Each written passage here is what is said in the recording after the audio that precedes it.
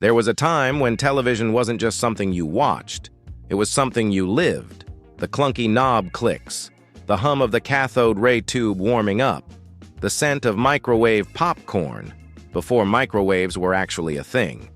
The 1970s weren't just about bell-bottoms and Bee Gees.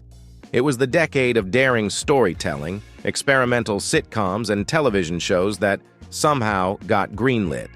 But not all of them lived long enough to earn rerun royalties. Some shows came and went faster than a fondue craze at a PTA meeting, yet in their short time on screen they made a mark. Strange, bold, and sometimes hilariously misguided. Today, we're dusting off the forgotten relics of 70s television. The programs you might only recall in a fever dream, or because your grandpa taped them on beta.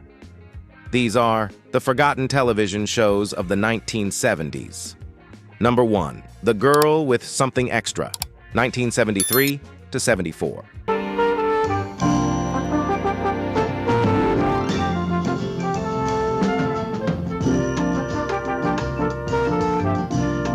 Before 11 from Stranger Things, there was Sally Field with ESP. That's right. In this short-lived NBC sitcom, Sally plays a newlywed who can read minds. Think Bewitched.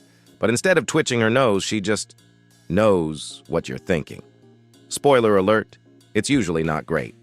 The show tried to explore how psychic powers might complicate marriage. Turns out, eavesdropping on your spouse's inner thoughts is a surefire way to kill romance. Despite Field's charm and a catchy theme song, the show flopped, probably because no one wants to imagine their partner literally reading their mind during dinner. Number 2. Joe and Sons, 1975 to 76.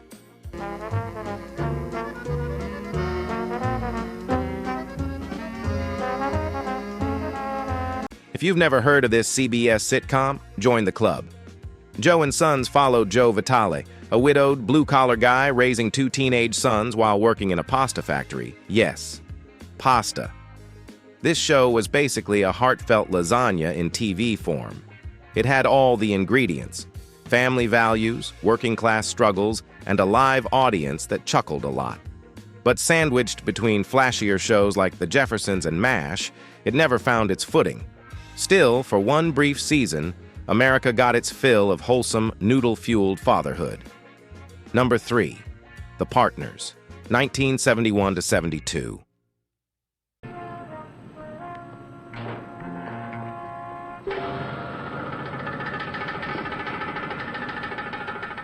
A police comedy that tried to mix Dragnet's deadpan delivery with the odd couple's quirk. The result? Confusion and cancellation. Don Adams, yes, Maxwell Smart, played a bumbling detective partnered with a no-nonsense straight man. Unfortunately, television audiences in 1971 weren't ready for a buddy cop spoof that made the Keystone Cops look like Mensa candidates. Despite Adams' undeniable charm, the Partners barely made it through its first season before NBC pulled the plug, likely while shouting, "Missed it by that much." 4. Big John, Little John, 1976. John has a problem, as you can plainly see. 1 minute he's 40, the next he's 33. File this under. You had to be there. This NBC Saturday morning show followed John Martin, a middle-aged science teacher who drinks from a magical fountain and starts randomly turning into his 12-year-old self. Because, why not? Played by Leave It to Beaver's Herb Edelman and young guy with a bowl cut number 4, the show ping-ponged between middle school problems and grown-up panic. Think Freaky Friday, but on a tight budget and zero logic. It only lasted 13 episodes, but it was peak 70s weird. A show that tried to explain puberty with magic water. 5. The Interns, 1970 to 71.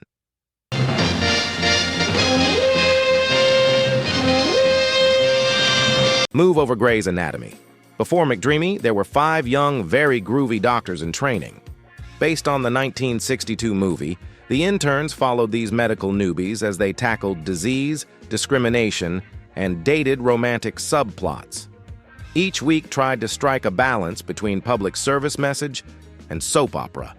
and often ended with someone dramatically whispering, "Stat!" for no medical reason. The show had potential, but audiences couldn't quite connect with its uneven tone, equal parts earnest and unintentionally hilarious. By the end of its lone season, the interns graduated to obscurity. Number 6. The San Pedro Beach Bums, 1977. Imagine if Baywatch and the Three Stooges had a baby on a houseboat. This short-lived ABC sitcom followed 5 shaggy guys living together by the marina, avoiding employment and accidentally causing chaos wherever they went. It was a strange blend of slapstick comedy, bro vibes, and the faint smell of fish tacos. ABC promoted it like crazy, hoping it would become their next breakout hit. Instead, critics labeled it a naval disaster. It got canceled after 10 episodes. But if you were watching in 1977, you probably remember the theme song and wondering, why are they always shirtless? Number 7. The Secrets of ISIS, 1975 to 76. Hated foe of evil, defender of the weak, champion of truth and justice. Before Wonder Woman spun into action, there was ISIS. This live-action Saturday morning show featured a high school teacher who found a magical amulet in Egypt and transformed into a goddess of justice. She could fly, talk to animals, freeze time. Basically, she was OP before OP was a thing. The show was paired with Shazam as part of the superpower double feature. Kids loved it, parents were confused, and Egyptian mythology majors were horrified. Despite solid ratings, it vanished after 2 seasons, later overshadowed by superheroes in spandex, with bigger budgets and better capes. Number 8. Doc Elliott, 1973 to 74.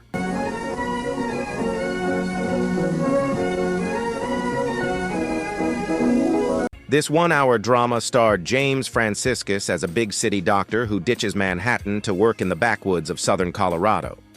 Think Northern Exposure, but 20 years earlier, and with way more sideburns. Each week, Doc piloted a small plane to treat patients in remote areas because nothing says Hippocratic Oath like dodging mountain goats in a Cessna. It was heartfelt and ambitious. But America in 1973 wasn't ready for a medical series with cow pies and crop dusters. The show was grounded after 14 episodes. 9. We'll Get By, 1975.